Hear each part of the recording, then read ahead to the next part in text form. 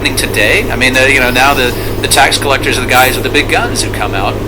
I mean, the Internal Revenue Service does have a criminal investigative division. You sit down in a meeting with those guys, the first thing they do is they put their sidearms on the table. I mean, it really sets the tone for a meeting, with your tax authority, when there's firearms in the room.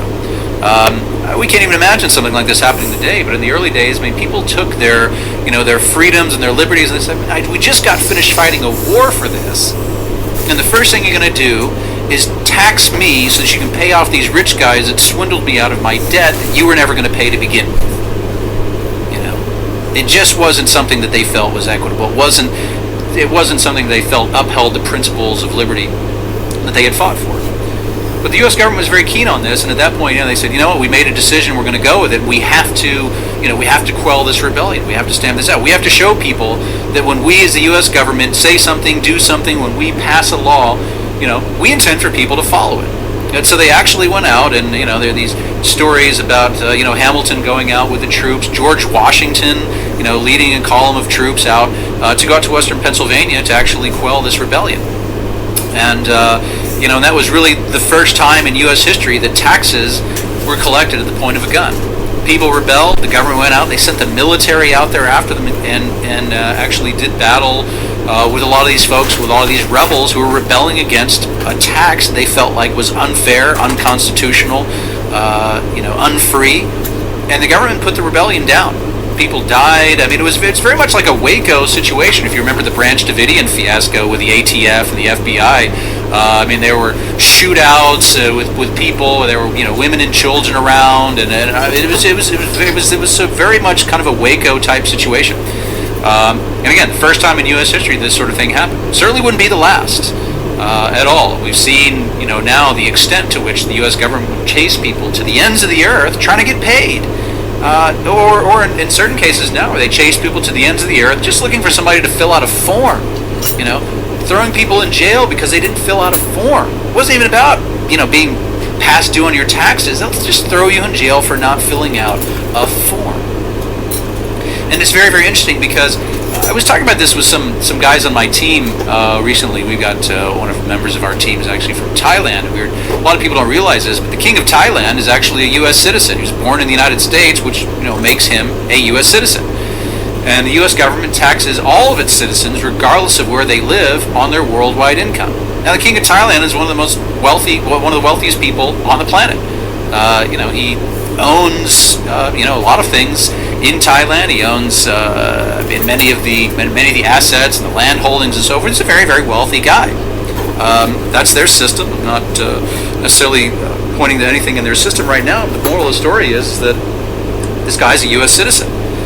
I'm fairly certain that the king of Thailand isn't paying 35-39% of his income to the IRS. It's not happening. And of course, the IRS isn't going to go after the king of Thailand. But why is that? Is it because he's the king of Thailand? And they go after a lot of they go after a lot of rich people, wealthy people. They turn on other politicians all the time. And I think part of the point here is that the king of Thailand has an entire military there after him. The U.S. government goes after people at the point of a gun, and at the end of the day, the taxes come down to who has the bigger guns, who has more guns. And in a way, it's sort of a very conclusive story that sort of suggests that taxation is really all about violence. It's about who can bring the most violence to bear, whether it's the taxpayer or the tax collector.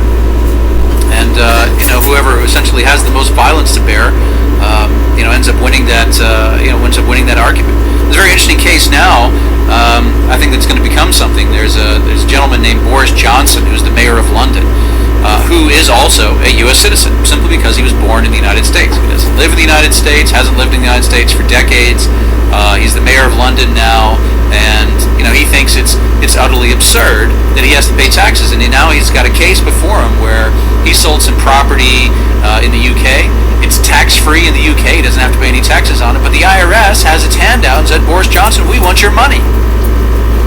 And Boris Johnson's saying, man, this is crazy. This is bullshit. Why do I have to pay taxes to the IRS? I haven't set foot in the United States. I don't live in the United States. Why am I paying taxes to the IRS? This is utterly absurd. And And he's taking a stand. And Boris Johnson's saying, you know what? I'm just not going to do it.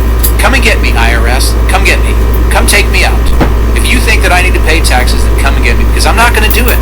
I'm not going to pay this tax to you. I'm not going to pay this money to you. This is utterly absurd. And I think it's actually a fairly courageous thing to do, given how, again, the IRS has gone all over the world. Now, this guy's not the king of Thailand. He doesn't have an entire military to protect him. It's certainly curious to see who's got the bigger guns in this case. But this is a particular case that I'm watching very, very closely because I think it's quite clear how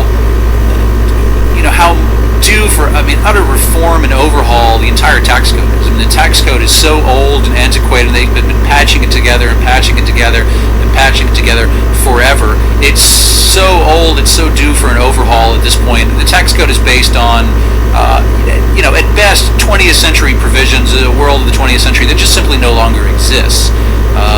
So many other countries have completely passed it by. It's punitive. It's not equitable. There's so many things wrong with it. Theoretically, this is something that should. It's almost like everybody agrees that the tax code needs to be overhauled, but nobody seems to want to do it. The rates are punitive. Their tactic is, instead of making the tax code competitive and saying, hey, maybe we could actually attract people to our shores, maybe we can actually attract people to come and live and work and build productive businesses and create value and so forth, maybe we can actually attract them with incentivized tax rates. So instead, they just want to chase people to the ends of the earth at the point of a gun. And there's something wrong with that kind of thinking. It's a scarcity mentality instead of an abundance mentality, and that's something that's typical of government in general.